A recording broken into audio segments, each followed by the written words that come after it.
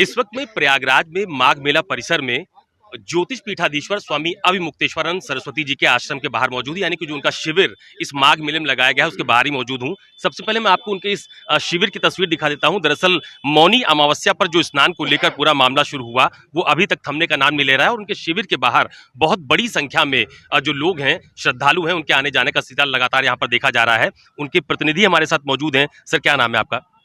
मुकुंदानंद, स्वामी प्रत्यक्ष चैतन्य मुकुंदानंद गिरी। मुझे बताइए कि स्वामी जी की अभी क्या स्थिति है, तबीयत खराब है उनकी क्या? हाँ, सुबह महर्षि समय से आ गए थे बाहर और दंड तर्पण पूजन, बच्चों ने विष्णु सहस्रनाम पाठ, वेद पाठ किया। और आज वसंत पंचमी का मुहूर्त, तो हमारे यहाँ ये नियम है कि पंचमी को, दशमी को और पूर्णिमा को महर्षि दीक्षा भी देते हैं, गुरु दीक्षा भी। और गुरु दीक्षा वालों का क्रम ये रहता है कि कम से कम 1 वर्ष पहले से वो यदि प्रार्थना किए रहें, उनकी समीक्षा की जाती है। जब लगता है कि ये दीक्षा योग्य है तो दीक्षा भी देते हैं। तो आज कुछ लोगों की, जो गिने चुने लोग थे, उनकी दीक्षा भी हुई और सबसे संवाद भी हुआ। 9 बजे फिर वो अपने कमरे में गए, क्योंकि रोज़ 10 बजे यात्रा के लिए निकलते थे। तो आज चूँकि यात्रा पे निकलना नहीं था उनको, इसलिए नहीं निकलना था। कल शाम को ही उन्होंने घोषणा कर रखी थी कि वसंत पंचमी का स्नान है, यात्रियों को किसी तरह की कोई दिक्कत ना हो, असुविधा ना हो, इसलिए हम यात्रा पर नहीं निकलेंगे। लेकिन अंदर अभी महाराष्ट्र के पास हम गए, क्योंकि हम स्वयं थोड़ा-सा अस्वस्थ थे। तो देर से जब हमें पता चला कि गुरुजी आए नहीं, तो चिंतित होकर हम जाके देखने के लिए गए कमरे में। तो पता चला कि उनको बुखार है। हमने देखा कि उनकी तबीयत ठीक नहीं, बुखार ज्वर है उनको काफ़ी। इस समय स्थिति ये है कि तबीयत ठीक नहीं है उनकी। तो किसी डॉक्टर की सलाह ली कि कोई दवाइयाँ दी गई? इस समय तक तो डॉक्टर की कोई दवाई नहीं दी गई है। हम अपने दूसरे सहयोगी से पूछ लेते हैं, जो हमारे अंदर थे, शैलेश जी, उनसे समझ लेते हैं। लेकिन तबीयत तो उनकी ठीक नहीं है। अब यहाँ पर आप देख ही रहे हैं कि स्वास्थ्य के दृष्टिकोण से उनको शरीर में शुगर आदि की समस्या भी रहती है। लेकिन वैसे वो, उसको बहुत शुगर की समस्या जिस समय थी, उस समय भी 108 घंटे जेठ की दोपहरी में, मतलब जून के समय में भी उन्होंने अनशन किया था। तो निष्ठा के प्रति जिस दिन मौनी अमावस्या स्नान था, उसके 1 दिन पहले भी लगभग 24 घंटे तक वो बीमार रहे, बहुत तेज बुखार था। लेकिन गंगा यमुना में, प्रयागराज तीर्थ क्षेत्र में, संतों में उनकी ऐसी निष्ठा है कि शरीर को एक तरफ रख करके धर्म कार्य करने में वो पीछे नहीं हटते। उस दिन भी स्नान करने के लिए जा ही रहे थे तब से, लेकिन फिर नया प्रकरण हो गया, स्नान करने नहीं दिया गया, साथियों को प्रताड़ित किया गया। उसके बाद से 5 दिन से वो ये लगातार यहीं पर बैठे हुए हैं। दिन में धूप, धूल, भीड़, शोर और जो दुनिया भर की चीज़ें हैं, जो शरीर स्वास्थ्य के दृष्टिकोण से बहुत अधिक अनुकूल नहीं होता है, वो सब हो रहा है। लेकिन फिर भी बैठ करके वो अपनी बात गौ रक्षा के लिए कह रहे हैं। अब सरकार के लोग जब तक कोई हस्तक्षेप नहीं करेंगे, सरकार के लोग, प्रशासन के लोग जब तक कोई हस्तक्षेप नहीं करेंगे, उनको जो उनकी बात है कि भाई सम्मानपूर्वक हमें स्नान करने दिया जाए, उसके लिए जब तक कोई पहल नहीं होगा, स्नान नहीं होगा, पटाक्षेप नहीं होगा, तो इस तरह की समस्या तो आएगी ही। अभी तक कोई हस्तक्षेप नहीं हुआ, किसी ने मध्यस्थता नहीं की, बताया जा रहा है कुछ बातचीत हो रही है? नहीं, अब ऐसा है ना कि बातचीत हो रही, सीधे हम लोगों से कोई बातचीत तो नहीं हो रही इस समय तक। लेकिन आप समझते हैं कि पैरेलल बहुत सारी दूसरी शाखाएं होती हैं। कोई किसी और से बात कर रहा है, कोई किसी और से बात कर रहा है, कोई किसी और। पूज्य महाराष्ट्र के सामने इस समय तक कोई भी बात, कोई भी सीधे पैरेलल बातचीत नहीं हो रही है। सीधे उनके संज्ञान तक बातचीत जाए, ऐसी कोई जानकारी नहीं है इस समय तक। इसमें हस्तक्षेप करके करना चाहिए। देखिए, शंकराचार्य जी केवल एक व्यक्ति मात्र नहीं है, वो करोड़ों हिंदुओं की आस्था के प्रतीक है।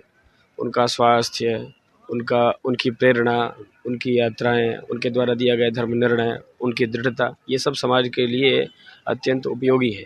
इसलिए ऐसे छोड़ करके 5 दिन तक चिंता बिना सुध लिए लोग बड़े बड़े अपने 5 स्टार कमरे में बैठे रहें, एसी कमरे में, और बढ़िया बढ़िया खाते पीते रहें और दुनिया भर के सुखोपभोग करते रहें, करें वो, हमारी कोई वो नहीं है, जिसको जो करना हो करें। लेकिन कम से कम उनके स्वास्थ्य की और उनकी परिस्थिति की चिंता करके हस्तक्षेप तो करना चाहिए, ताकि उस मामला के पटाक्षेप हो। हम देखिए, सन्यासी होने के कारण वो कुछ नहीं, वो इस विषय में कभी चिंता नहीं करेंगे, वो तो कभी सोचेंगे नहीं। लेकिन हम शिष्य लोग दूसरे भी तो उनके सहयोगी हैं, सेवक हैं, हम लोगों की भी तो भावनाओं का कोई तात्पर्य है। तो इस पर हस्तक्षेप करके कुछ ना कुछ करना चाहिए, क्योंकि और उनकी जो बात है वो स्पष्ट है, उसमें किसी तरह का कोई असमंजस की स्थिति नहीं, स्पष्ट है। वो चाहते हैं कि सम्मान पूर्वक स्नान हो, क्योंकि स्नान से आपने रोका, स्नान करा दीजिए, बस इतनी सी बात। इसी की पहल नहीं हो रही है। दुर्भाग्य है, संगम की नगरी स्नान के लिए ही जाना जाता है, परंपरा से जाना जाता है। आपको बताया, महाराष्ट्र ने आज हम लोगों को बताया कल कि लगभग 300-350 साल तक मुगलों ने माघ मेला बंद कर दिया था कि यहाँ पर जजिया टैक्स लगेगा, और दुनिया भर की चीज़ें उन्होंने कानून बना दी कि कोई माघ मेला नहीं। तो 17वीं शताब्दी में, संभवतः 1725 या 35 के बीच में, उस समय इस क्षेत्र का नेतृत्व पेशवाओं के पास था। शंकराचार्य जी ने पेशवाओं को आदेश किया कि माघ मेला होना चाहिए, तो पेशवाओं ने अपने कंधे पर बैठाया पालकी में लेके, उस पालकी पर बैठा करके शंकराचार्य जी को मेला क्षेत्र में लेकर के आए थे। ये तैलचित्र उपलब्ध है, ये ऐतिहासिक साक्ष्य है इस देश का। एक जमाना वो था। इस माघ मेला को शुरू करने वाले शंकराचार्य हैं। इस माघ मेला को बीच बीच में विपरीत परिस्थिति आई, तब आगे बढ़ा करके इसका संरक्षण करने वाले शंकराचार्य हैं। और आज वही शंकराचार्य जब धर्म की बात कह रहे हैं, गंगा स्नान के लिए कह रहे हैं, तो उनके साथ के बच्चों को मारा जा रहा है, उनको प्रताड़ित किया जा रहा है, साधु संतों को मारा जा रहा है और गंगा स्नान से वंचित किया जा रहा है। हमारा दोष क्या है? हम तो स्नान करने के लिए गए थे। स्नान कर लेने दीजिए। स्नान भी नहीं करने देंगे आप स्वतंत्र भारत में, हिंदुओं के देश में, तो फिर क्या रह जाएगा? तो स्नान की बात है केवल, और बाकी विषयांतर करने के लिए मेन स्ट्रीम मीडिया को गलत ब्रीफिंग दी जा रही है। आप ये निश्चय करने पे लग गए कि असली शंकराचार्य नकली शंकराचार्य कौन, वो तो निर्णित विषय है। बाकी 3 पीठ के आचार्य किनको आशीर्वाद दे रहे? 2 प्रत्यक्ष और 1 महाराज श्री शांत है, लेकिन उनका भी कृपा आशीर्वाद बचपन से ही प्राप्त है महाराज। जो निर्णित विषय है उस पर आपने फोकस करा दिया पूरे देश का, लेकिन देश के लोग इतने बुद्धू नहीं, इतने मूर्ख नहीं है। मूल विषय केवल इतना है कि आपने निरपराध बच्चों को क्यों मारा और आपने गंगा स्नान से शंकराचार्य जी को क्यों वंचित किया। इन 2 प्रश्नों का कोई जवाब नहीं है किसी के पास। तो ये मुकुंदाचार्य जी हैं। मैं एक बार आपको यहाँ की तस्वीर दिखा देता हूँ। दरअसल ये ठीक पीछे जो आप पालकी देख पा रहे हैं, यही स्वामी अविमुक्तेश्वरानंद जी का आसन है, जहाँ पर वो फिलहाल विराजमान होते हैं। इन दिनों चूंकि शिविर में उनका प्रवेश नहीं हो रहा है, लिहाजा इसी आसन पर वो आकर बैठते हैं। लेकिन इस पूरे मामले की शुरुआत के बाद से ही आप देखिए कि बहुत ज्यादा भीड़भाड़ उनके शिविर के बाहर देखने को मिलती है। अलग अलग जगहों से लोग, उनके समर्थक, उनके अनुयायी यहाँ पर देखे भी जा रहे हैं।